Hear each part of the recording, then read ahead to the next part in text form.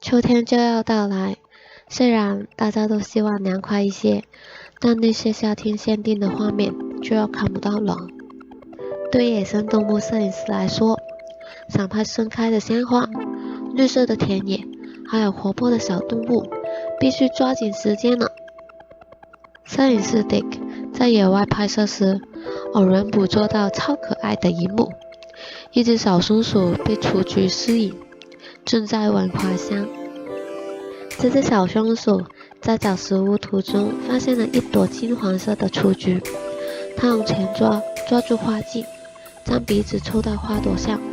闭上眼睛闻了闻，表情很满足。闻到花香后，小松鼠突然睁开眼睛，那灵动的模样就像一幅画，好像是动画电影中的片段。小松鼠为生活奔波时，还不忘闻花香，这画面太疗愈了。可爱的动物这样美丽的花朵，这超萌的搭配让人心都要融化了。